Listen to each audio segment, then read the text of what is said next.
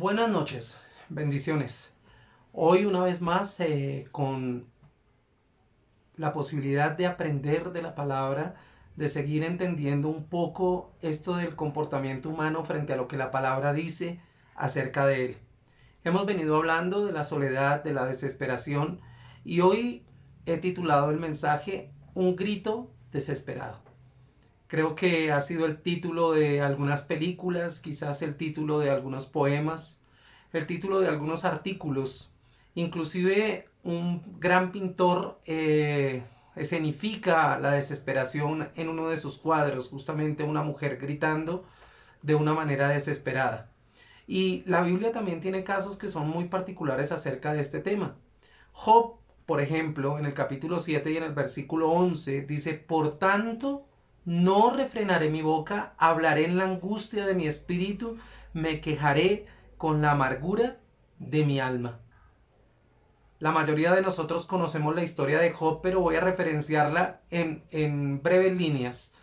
Job, un hombre conforme al corazón de Dios, un hombre que hacía las cosas de manera muy especial, pero un día, digamos que el diablo pide, digamos, a Dios, o más bien de pedirle antes le dice, bueno, pues es que quién no te va a adorar y quién no va a hacer las cosas bien, si todo lo tiene, tiene riquezas, tiene familia, tiene esposa hermosa, todo le sonríe, es una vida color rosa. Y Dios le dice, no, realmente Él no me ama solamente por eso. Estoy seguro de que Él me amaría en cualquier circunstancia. Y sabe, este hombre empieza a perderlo todo alrededor. Pierde sus hijos, pierde su riqueza, pierde sus animales, pierde todo. Y aún así, este hombre y en medio de sus luchas, de su desesperación, de su soledad, digamos que termina concluyendo no solamente Dios, sino él y el diablo mismo, de que su amor se basaba justamente en una relación profunda y en un amor real. Pero ¿usted alguna vez le ha pasado algo extremo, una situación extrema de dificultad, de pérdida, y te han preguntado, ¿qué sientes? No sé usted qué contestaría, pero por ejemplo yo he contestado ante situaciones así, yo siento rabia, siento impotencia, tengo ganas de gritar y salir corriendo de este lugar. Probablemente querría que la gente no se dejara llevar por lo que ven o por lo que pasó, inclusive por mis propias palabras, porque en momentos de desesperación pareciera que uno encuentra que los demás todos están en contra de uno. Entonces, inclusive he pensado en por momentos ni siquiera hablar con Dios, ni siquiera dirigirle la palabra, porque a veces las circunstancias difíciles de la vida y todo hacen que nosotros dudemos inclusive de la misma presencia y de la misma compañía de Dios. Pero cuando la angustia toma posesión del corazón, el lenguaje del alma se convierte justamente en eso, en un grito de desesperación.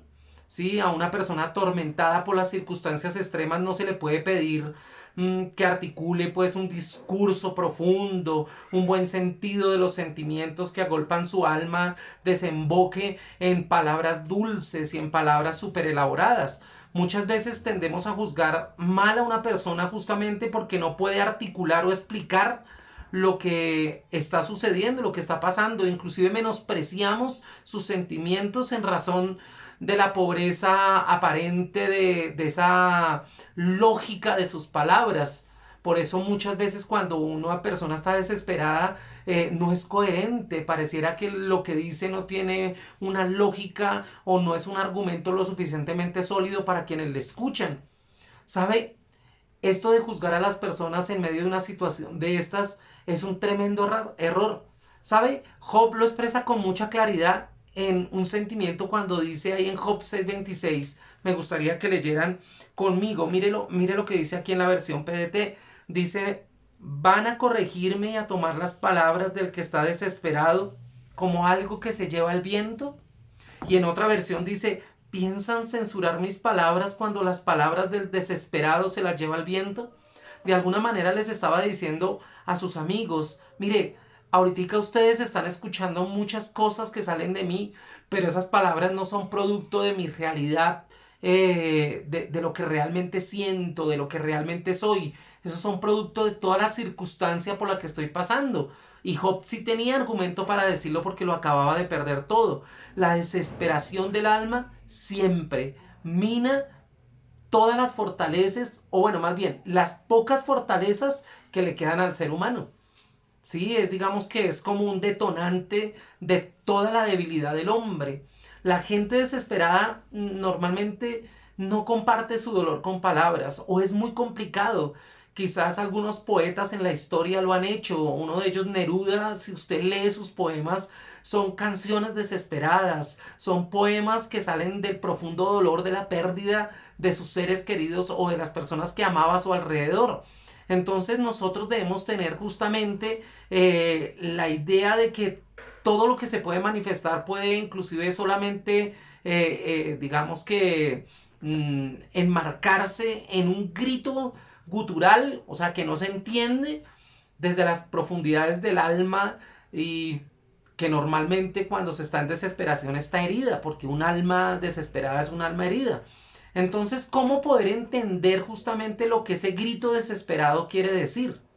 Y yo creo que esa es la labor de nosotros, los que tenemos la paz del Señor, los que hemos encontrado sosiego y los que hemos encontrado esperanza en el perdón de Dios. Y es justamente cómo entender eso. Y yo creo que en primer lugar debemos tener mucho respeto por la vida de la otra persona y por el dolor que está sintiendo. Es probable que a usted o a mí nos parezca que, pues qué bobada, ¿no? Por eso se pone así, pero es probable que haya cosas en nosotros que sean mucho más simples que esa y que también nos hayan llevado a la desesperación. Y muy probablemente con autoridad otro podría decir, y por esa bobada se pone así. Bueno, para lo que de pronto para mí es bobada, para otro puede ser tan pero tan importante, porque cada persona vive su experiencia dolorosa como única. O sea, nadie más sabe lo que se está sintiendo hasta que realmente uno no lo siente. Alguna vez yo decía esto, probablemente yo decía en mis adentros, nunca lo expresaba, pero lo decía en mis adentros, oiga, pero la gente, ¿por qué llora por un muerto? Ya se murió, ya se fue, ¿ya qué? O sea, ¿por qué llorarlo? Además que Dios me había permitido, no me había permitido sufrir un dolor de una pérdida de alguien muy cercano. Inclusive puedo contar que alguna vez fui por allá al Casanare y llegué en un momento en que alguien muy importante había muerto y yo veía como la gente en vez de llorar celebraba. Mataron un animal, le dieron carne a todos los invitados al funeral y todo, y más que ser algo de dolor, fue una fiesta.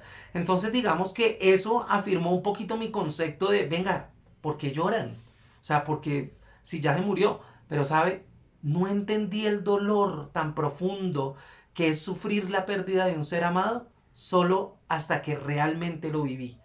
Y claro, cuando perdí a mi abuela, para mí eso fue un dolor, diría yo que es inaguantable, un dolor del alma que no se puede describir. Cuando perdí a mi tío, un tío que yo amaba muchísimo, pues también para mí fue muy, muy doloroso. Pero yo no puedo ni siquiera decirle sin que mi corazón se quiebre qué fue sentir la pérdida de mi padre. Digamos que hay un dolor, una desesperación, algo muy profundo, algo como lo que sintieron los discípulos cuando Jesús muere y están en la incertidumbre de su resurrección. Ellos no sabían qué hacer, estaban confundidos, no sabían para dónde ir. Entonces, usted y yo tenemos que entender que no hay dolores mayores ni menores. No hay dramas grandes ni chicos.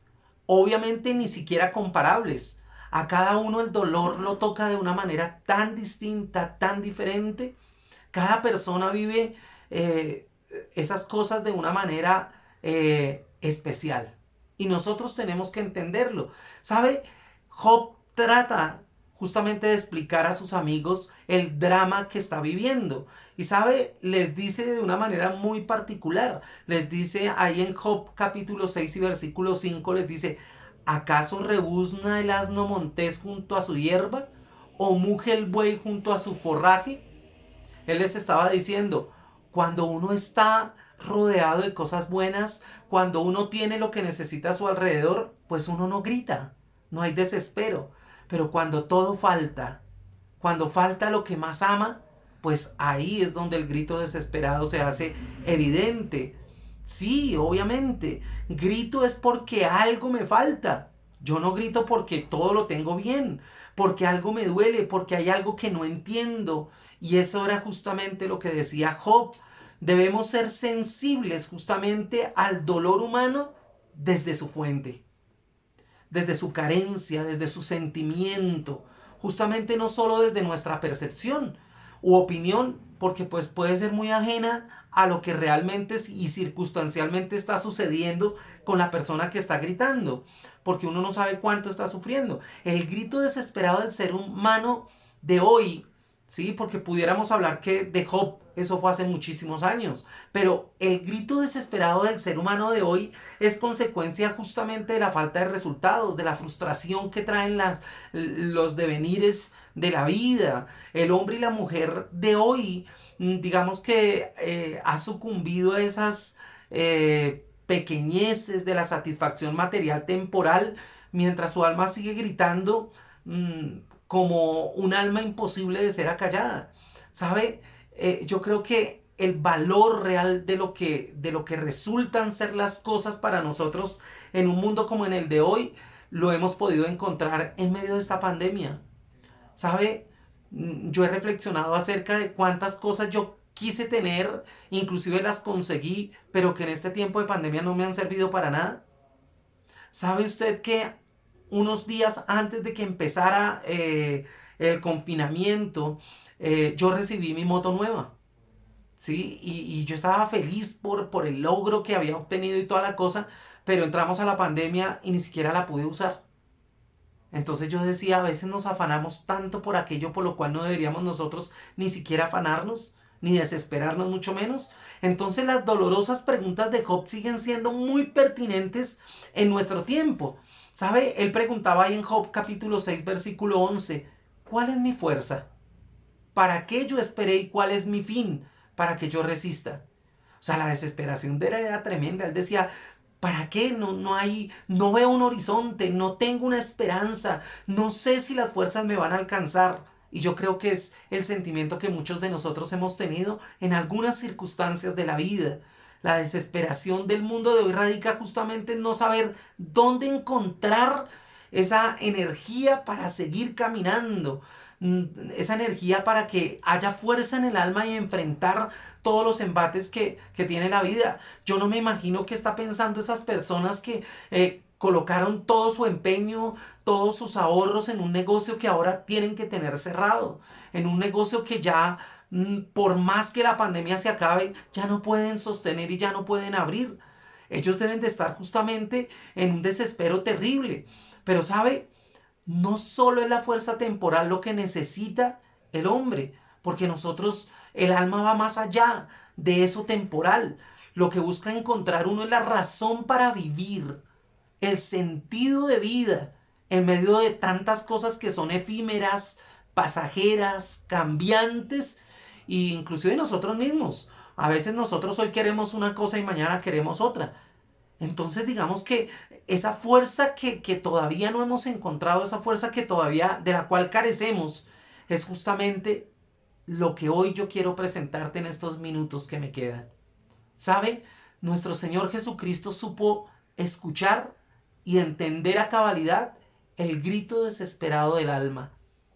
¿Sabe? Un día, mientras cenaba en la casa de un prominente religioso de su tiempo, fue interrumpido por una mujer que entró así de manera brusca y sin invitación inclusive al lugar donde estaban ellos. Y sabe, ella rompió todos los protocolos, todas las reglas culturales de esa época. Sí, nosotros que mantenemos con el librito de urbanidad de Carreño debajo del hombro, debajo del sobaco, ella y sin mediar palabras, ¿sabe qué hizo? Rompió un frasco de perfume supremamente costoso. Y dice la palabra ahí en Lucas capítulo 7 y en el versículo 38, y poniéndose detrás de él a sus pies, llorando, comenzó a regar sus pies con lágrimas y los secaba con los cabellos de su cabeza. Besaba sus pies y los ungía con el perfume. ¿Sabe? Era un acto desesperado, un grito del alma que solo Jesús podía entender. El sacerdote que se llamaba Simón, que era el dueño de la casa, pues obviamente se molestó cuestionó la actitud de esa mujer. Y sabe, aún más yo creo que él se sintió incómodo por lo que estaba pensando Jesús, que era su invitado. Sin embargo, lo que nuestro Señor Jesús hizo fue atender al grito desesperado de esta mujer sin tener reparo alguno. Así como un médico no cuestiona cuando atiende a una persona que le está doliendo una muela o cuando tiene un dolor profundo. Él no le dice, no, bueno, cállese, deje de gritar. No, no, no. Él entiende que hay un dolor profundo y que ese dolor obviamente se manifiesta en un grito. Él no puede impedir que él haga su trabajo, justamente. Eso no le debe impedir a él hacer el trabajo con calma. Y yo creo que en nuestra reflexión de hoy podemos ver cómo Jesús pudo oír los gritos desesperados de la gente que le rodeaba. ¿Sabe? Supo oír al centurión que le gritaba por la sanidad de su siervo. ¿Ustedes recuerdan? Por favor, ten misericordia, mi siervo se está muriendo. Y él no le mandó callar, por el contrario lo escuchó y iba a responder a su petición. Supo percibir no sé si ustedes se acuerdan de la viuda de Naín. Lloraba silenciosamente y sin esperanza porque se estaba muriendo su único hijo. Y también hay otro caso y es aquel hombre que ciego a la orilla del camino le gritaba, Jesús, Jesús, hijo de David, ten misericordia de mí. Y él justamente hace parar a todos los que iban con él porque él estaba a punto justamente de atender ese ruego y esa desesperación. El centurión, ¿sabe? Vio la sanidad de su siervo. Esa viuda volvió a tener a su hijo entre los brazos. Inclusive la mujer que regó el perfume se pudo ir a su casa en completa paz. ¿Sabe? Jesús puede entender el grito desesperado de nuestra alma. Él vino a buscar y a salvar a todos los que ya están derrotados en sus propios fracasos, enredados en sus propias maldades y ahogados inclusive en esa turbulencia en la que a veces nosotros estamos viviendo. La mujer se fue en paz porque Jesús pudo darle algo que nadie más podía darle en todo el universo. Ella no lo pidió con palabras, pero Jesús sabía lo que necesitaba. Jesús sabía lo que necesitaba. Él le dijo a ella, tus pecados te son perdonados. Jesús conoce lo profundo de tu corazón. Jesús conoce lo profundo de mi corazón. Él sabe en realidad qué necesitamos. Sí, claro, sobre todo la salvación del alma. Y por eso le dice, tus pecados te son perdonados.